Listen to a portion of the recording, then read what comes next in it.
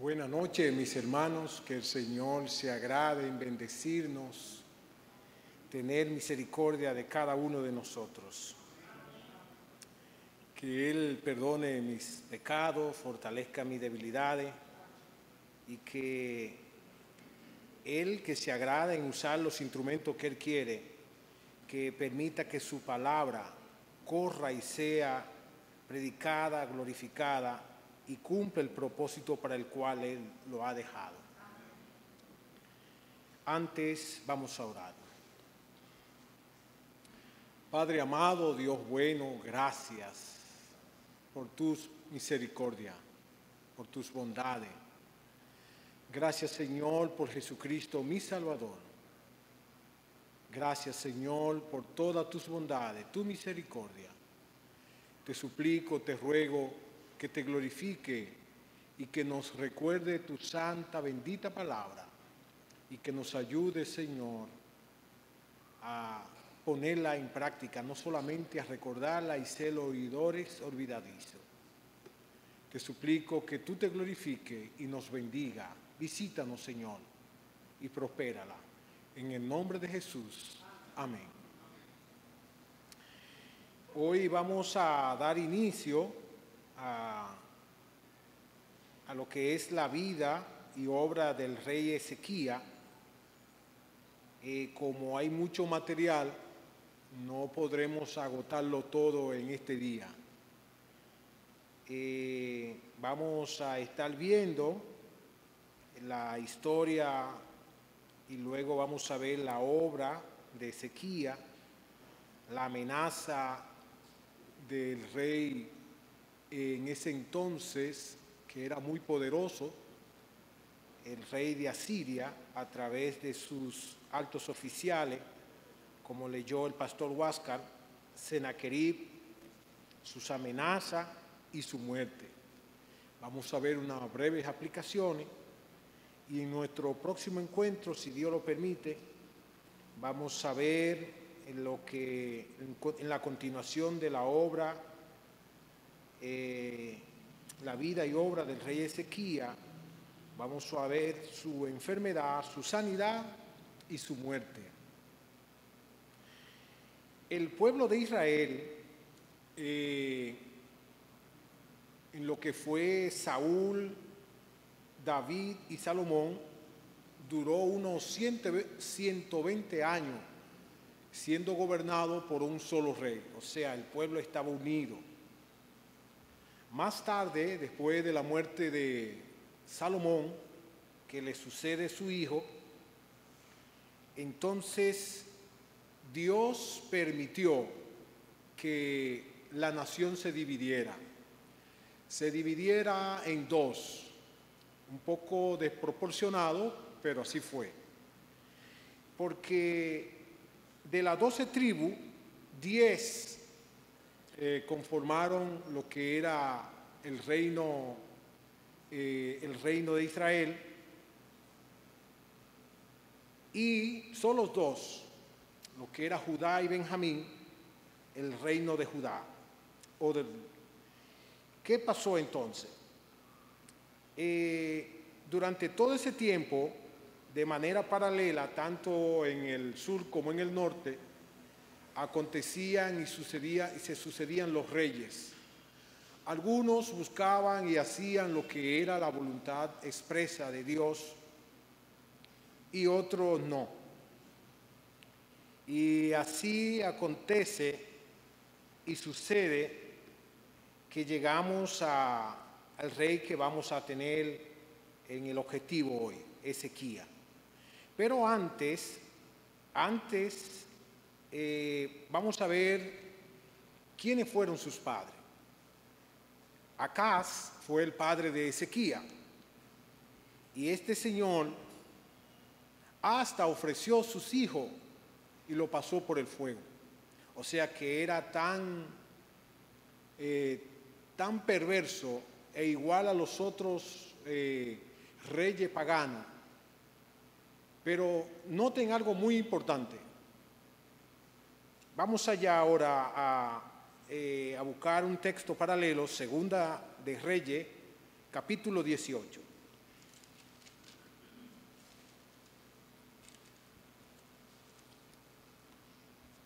Segunda de Reyes, capítulo 18.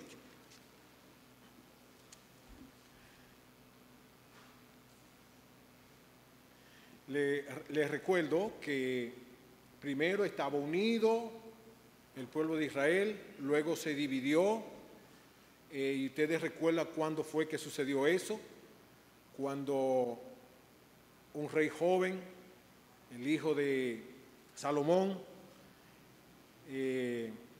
le pide información y consejo a los ancianos lo aconsejan correctamente y le dice lo que tiene que hacer. Le dice, mira, bájale los impuestos al pueblo y trátalo bien, y tú verás que ellos van a estar contigo. Él le pregunta a su contemporáneo y esto le dice, no, ¿cómo tú vas a hacer eso? Demuéstrale que el que manda eres tú. Y en fin, que todo eso Dios lo permitió para dividir el pueblo.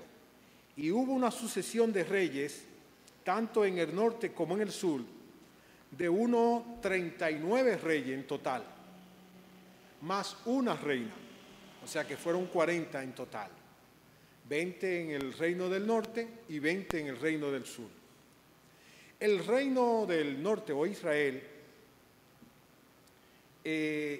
dejó de ser ya reino, y quienes perseveraron por unos 135 años más fue el reino de Judá, o sea, el reino de Judá y Benjamín, que estaba representado por Judá. Y vamos a ver algo muy importante en el capítulo 16, ahí habla de Acaz, y Acaz fue el padre de Ezequías. Entonces tenemos un resumen bien preciso en el capítulo 18, haciéndonos la pregunta y entrando ya en detalle sobre la vida de Ezequías, ¿quiénes fueron sus padres? En el tercer año de Osea, hijo de Ela, rey de Israel, comenzó a reinar Ezequías, hijo de Acaz, rey de Judá. Cuando comenzó a reinar era de 25 años y reinó en Jerusalén 29 años. El nombre de su madre fue Abi, hija de Zacarías. Hay una diferencia de algunas letras entre un libro y otro, pero se refieren a la misma persona, a la madre de Ezequías.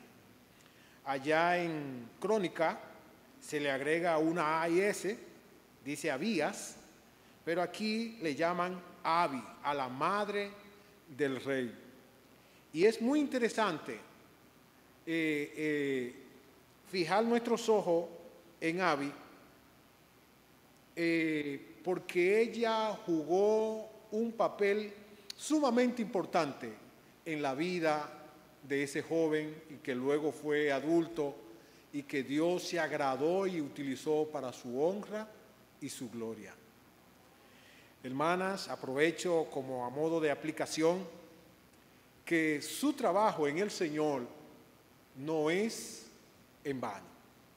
No desmaye, no te canse, sigue haciendo la obra con tus hijos, y si ya tus hijos están lejos y separados de ti, hazlo con lo que Dios te ha dado. Acuérdese de Loida, que tenía un nieto que más tarde fue utilizado grandemente. Así que lo que Dios le ha dado, la oportunidad de criar y volver a criar, así que es un privilegio y una oportunidad bien grande que tienen para el reino de nuestro Señor y Salvador Jesucristo. En comparación con su papá, que se lo voy a dejar de tarea porque hay mucho material, ustedes lo pueden buscar allá en Segunda de Reyes, capítulo 16, y en su paralelo en Crónica, Segunda de Crónica 28, para que conozcan un poco de ese rey y de lo que él hacía, que ustedes dicen, ¿y él fue hijo de ese señor? Sí, porque no somos los padres quienes salvamos, es Dios. La salvación es de Jehová. La salvación es de Jehová. Si bien esto no nos quita la responsabilidad de hacer como hizo Abraham, de enseñar en los caminos del Señor a nuestros hijos, recordemos que la salvación es de Jehová. Continuando, que bien retrata todo lo que hizo Ezequías, continuando con el texto de Segunda de Reyes, capítulo 18, versículo 3, dice, hablando de Ezequías, hizo lo recto ante los ojos de Jehová, conforme a todas las cosas que había hecho David su padre.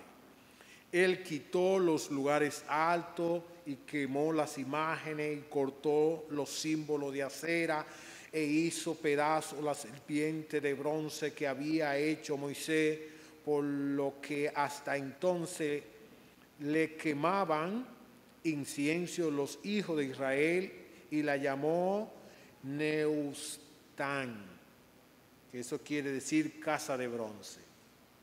Y aquí está algo muy interesante, lo cual me movió a compartir con ustedes esto. En el libro que estamos estudiando con el pastor Raimundo, Isaías, allí está también y se habla de Ezequías.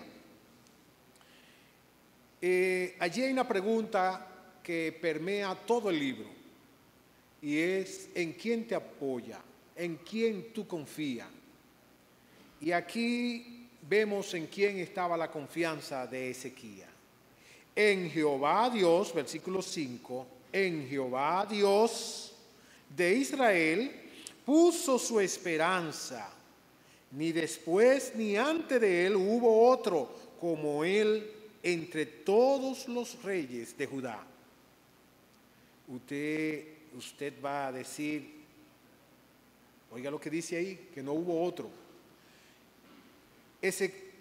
Ezequías es un santo, así como tú has sido llamado, apartado. Ezequías es un santo.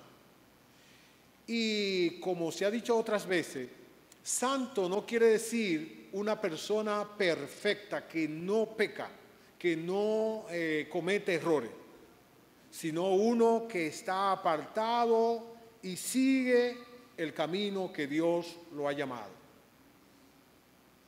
Así somos los que hemos abrazado la fe, lo que tenemos a nuestro Señor. Lo que quiero animarte es que por favor sigamos adelante. Sigamos adelante, pongamos toda nuestra esperanza, nuestra confianza en nuestro buen Dios. Y Él se encargará de que nosotros sigamos creciendo a la altura de nuestro Señor y Salvador Jesucristo. Pasemos ahora a ver este retrato que vimos aquí en el 18, a verlo más detalladamente en Segunda de Crónica, capítulo 29. Segunda de Crónica, capítulo 29.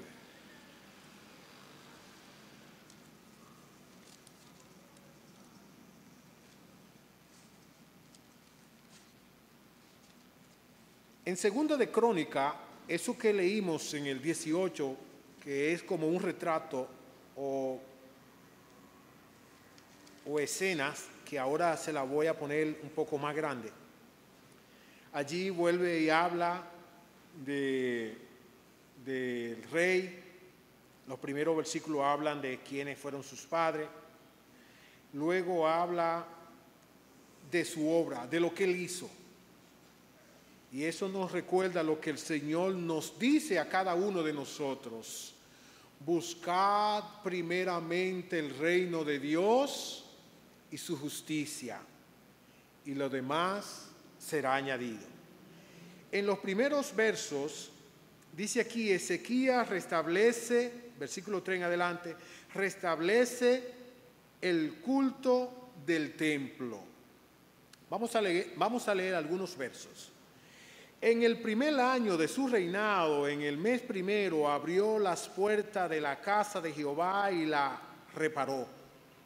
E hizo venir a los sacerdotes y levitas y los reunió en la plaza oriental y les dijo: oídme, levitas, santificaos ahora y santificad la casa de Jehová, el Dios de vuestro Padre, y sacad del santuario la inmundicia. Porque nuestros padres se han rebelado y han hecho lo malo ante los ojos de Jehová nuestro Dios, porque le dejaron y apartaron su rostro del tabernáculo de Jehová y le volvieron la espalda, y aún cerraron la puerta del pórtico y apagaron las lámparas, no quemaron incienso, ni sacrificaron holocausto en el santuario al Dios de Israel. A veces nosotros hacemos parte de eso último que leí en el versículo 7. Apagaron las lámparas. Dice el salmista en el Salmo 119, 105, lámpara es a mis pies tu palabra. Y hay veces que nosotros, a sabiendas de que no debemos dejar de leerla, meditarla, estudiarla, lo hacemos. Apagamos la lámpara. Que el Señor tenga misericordia. Otra cosa que hizo él fue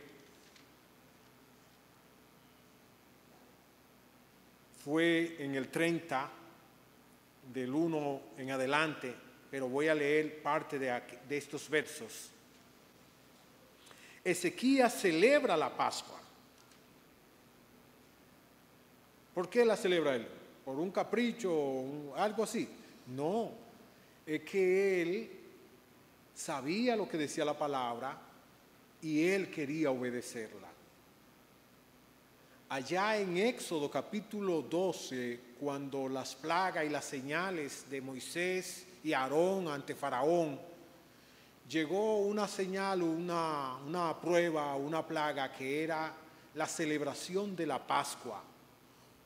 ¿Por qué? Por la muerte de los primogénitos, que iba a tocar a todo, hasta los animales, menos al pueblo de Israel. Y Jehová Dios ordenó que de manera perpetua su pueblo celebrara la Pascua. Y que cuando preguntaran, ¿y por qué hacen eso?, le dijeran, como decía el pastor esta mañana, era como un monumento para que le den explicación a las generaciones venideras. ¿Y por qué se hace eso? Entonces explicarle, mira, eso se hace por esto, aquello, lo otro. Tuvimos 400 años como esclavos allá en Egipto. El Señor nos liberó y fue difícil. No quería liberarnos hasta que sucedió esto y esto y esto y esto y esto. O sea, monumentos, o sea, para que se recuerde, se sepa, no se olvide. Y el pueblo había olvidado eso. No quería hacerlo.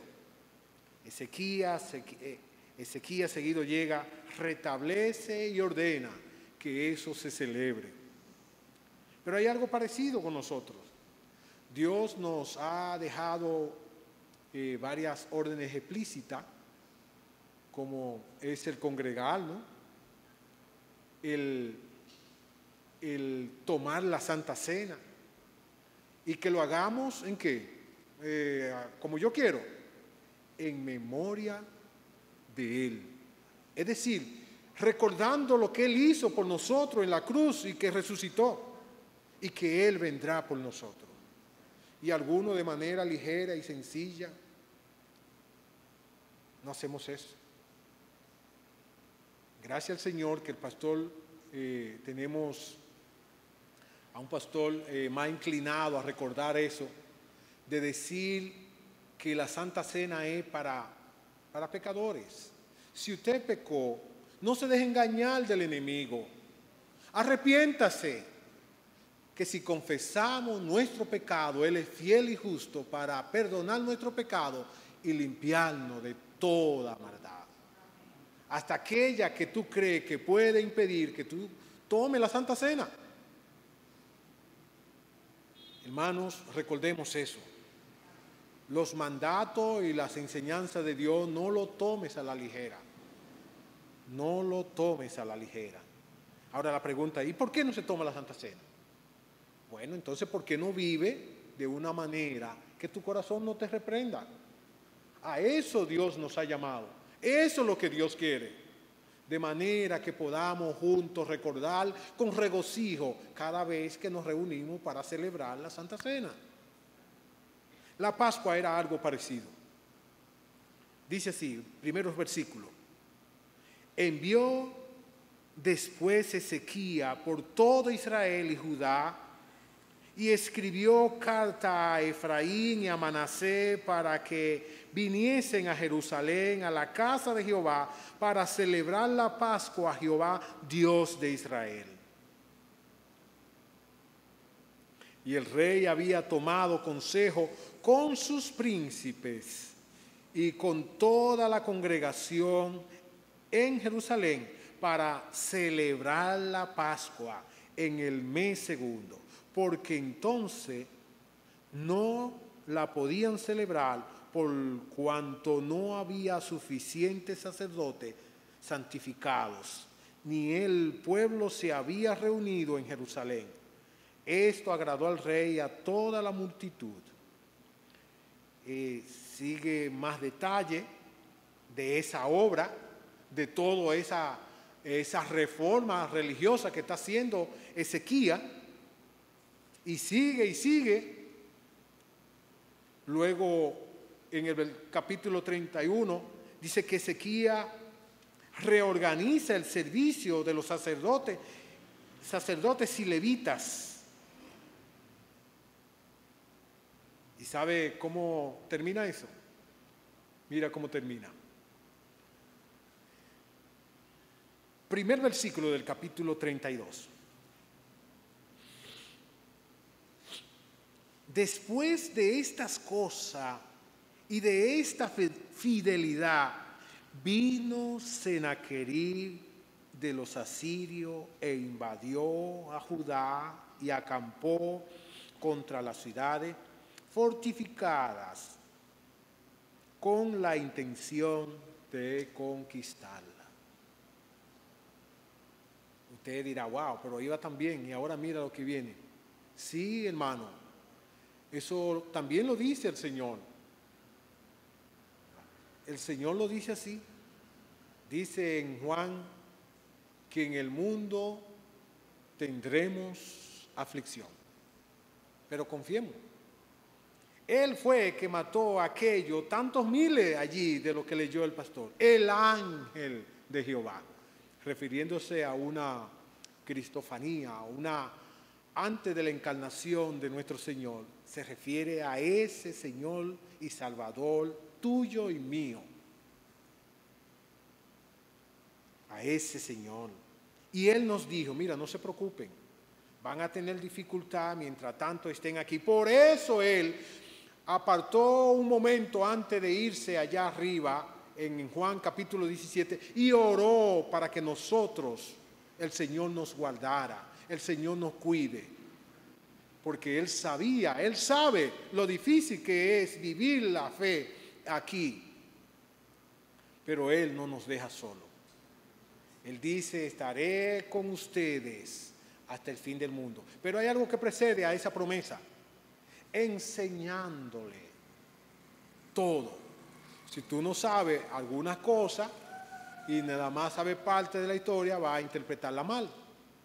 Por eso, mi hermano, mi hermana, vamos a ser esforzados como el personaje que tenemos aquí delante hoy, Ezequías, que fue diligente, fue esforzado y se ocupó. Su madre, Abía, se ocupó, pero después él siguió. Él siguió haciendo lo propio, así que hagamos lo propio. No nos descuidemos, estudiemos la palabra, Que el Señor la bendiga en nosotros y esforcémonos. Y esforcémonos, hermanos, y el Señor estará con nosotros. Así como dice aquí que vino Sennacherib, tú puedes hacer comparaciones de muchas dificultades que está pasando en esta carrera de la fe. Pero recuerda que así como Dios ayudó a Ezequías, Él ha prometido ayudarnos. Él está con nosotros. Lo importante es que no le demos la espalda, sino que confiemos en Él, que lo sigamos a Él, le obedezcamos a Él y no nos apartemos de su santa y bendita palabra. Si hacemos como hizo el rey, que Él buscó de todo corazón, y como decía lo que leímos al principio, Él confió en nuestro Dios. Él se apoyó en nuestro Señor. Déjeme volvérselo a leer, 18:5.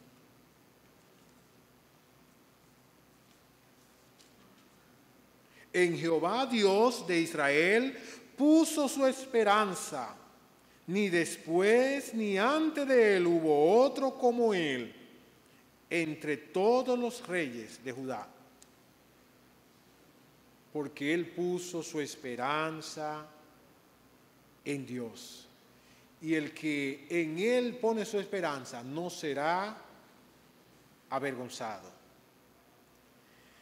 También nos dice Primera de Pedro, capítulo 5, versículo 8 y el 9a. Vayamos allá, por favor. Primera de Pedro, capítulo 5, versículo 8 y el 9, la parte A, la primera parte. Dice así.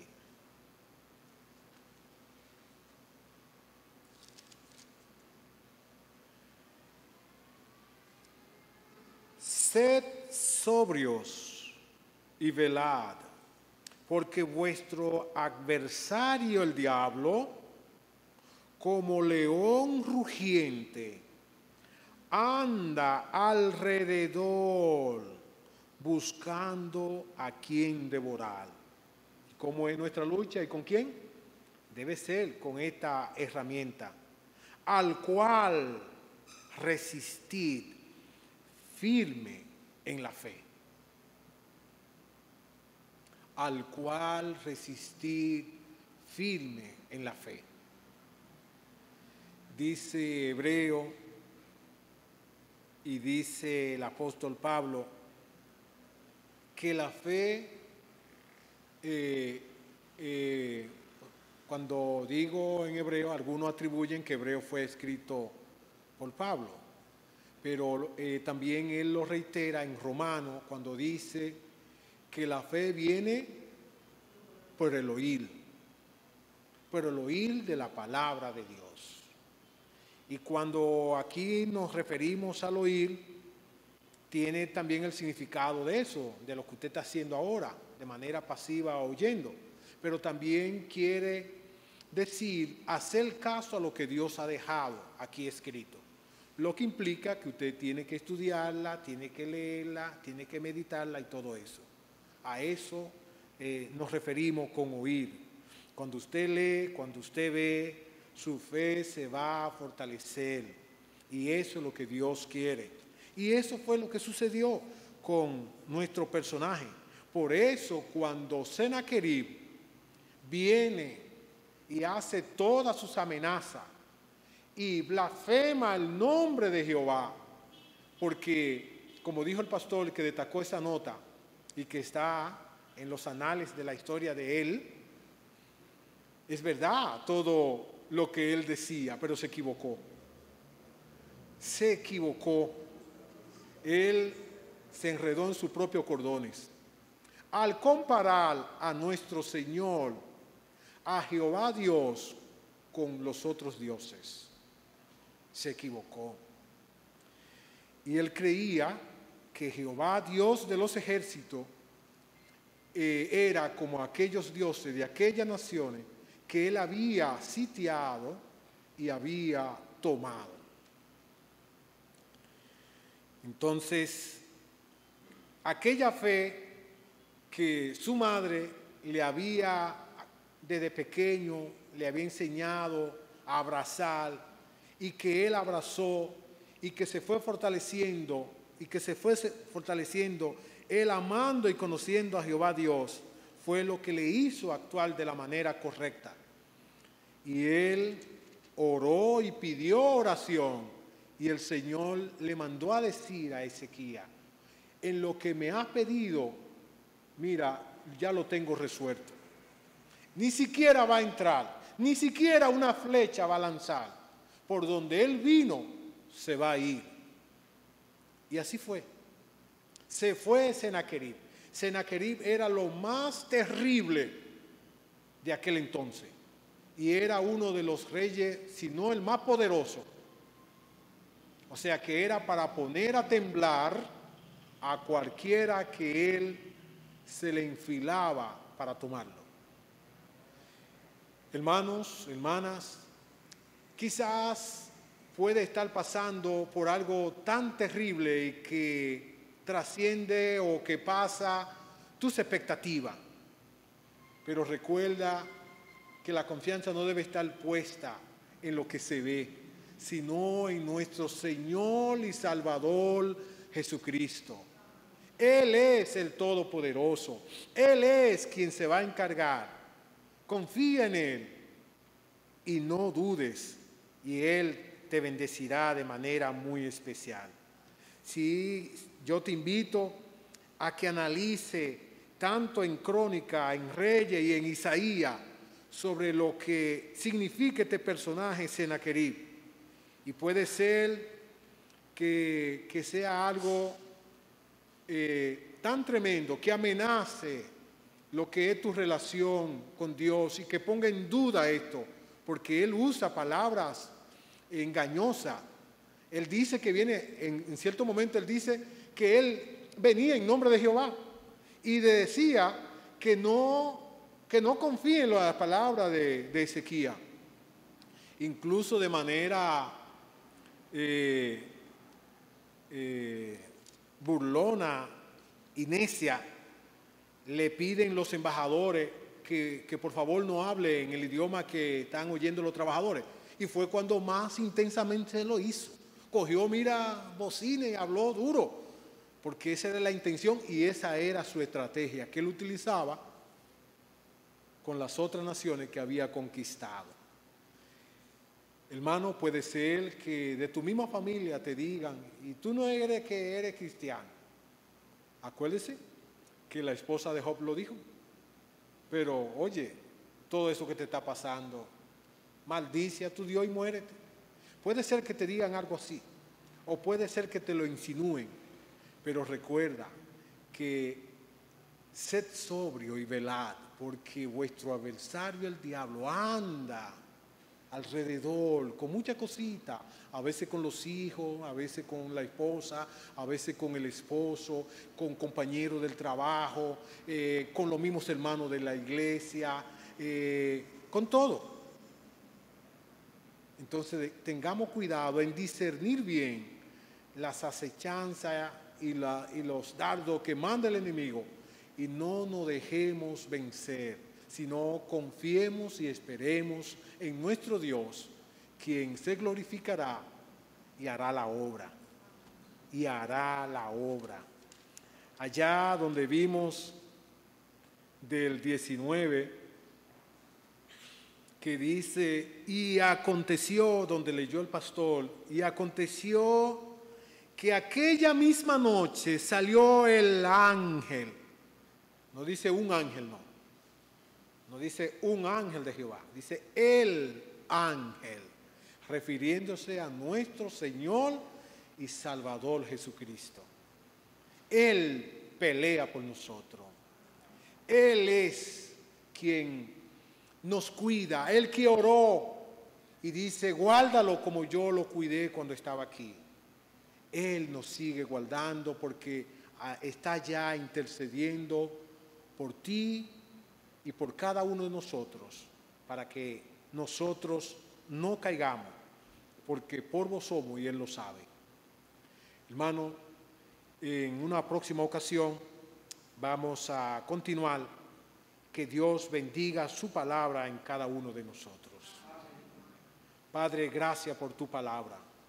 Ayúdanos a recordarla y a ponerla por obra en nuestras vidas. Señor, ten misericordia y que tu nombre siga siendo glorificado. Ayúdanos, bendícenos.